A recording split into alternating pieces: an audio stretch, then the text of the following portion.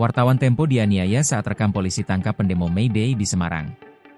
Kericuhan terjadi dalam aksi peringatan Hari Buruh atau May Day di Semarang, Kamis, 1 Mei 2025, yang berujung pada penangkapan sejumlah demonstran. Bahkan, seorang jurnalis Tempo, Jamal Abdul Nasir, 32, turut menjadi korban penganiayaan aparat. Dilansir dari Kompas.com, aksi yang awalnya berlangsung damai oleh gabungan Serikat Buruh berubah menjadi ricuh ketika massa berpakaian hitam tiba di lokasi. Sekitar pukul 17.15 WIB, sejumlah demonstran mulai melempar botol, batu, dan pagar pembatas taman di Jalan Pahlawan ke arah halaman kantor Gubernur Jawa Tengah.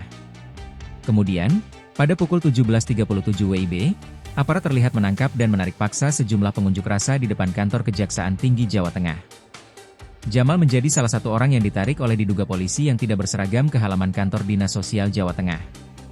Ia mengaku diminta menghapus rekaman yang diambilnya saat aparat menangkap demonstran.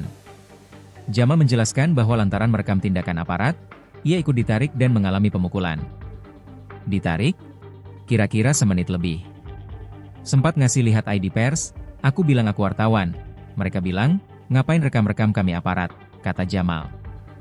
Sejumlah awak media yang mengetahui kejadian tersebut langsung membantu Jamal sambil merekam perlakuan aparat terhadap massa aksi. Ia juga menyampaikan bahwa video di ponselnya telah hilang. Nggak tahu dihapus atau enggak, tapi di HP-ku udah nggak ada filenya.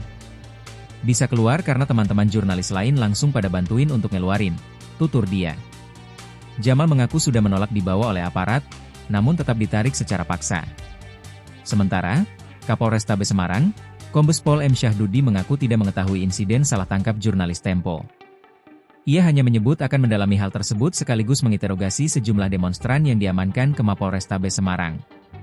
Kabid Humas Polda Jateng, Kombes Pol Artanto, menyatakan bahwa kericuhan dipicu oleh kelompok yang bukan bagian dari Serikat Buruh. Ratusan personel polisi dikerahkan untuk membubarkan massa, dengan mengerahkan gas air mata, water cannon, dan kendaraan bermotor. Mereka melakukan pembakaran, pelemparan terhadap petugas. Ini yang kita lakukan tindakan pembubaran terhadap kelompok tersebut dengan cara pendorongan sesuai dengan aturan SOP yang ada di kepolisian, imbu Hartanto.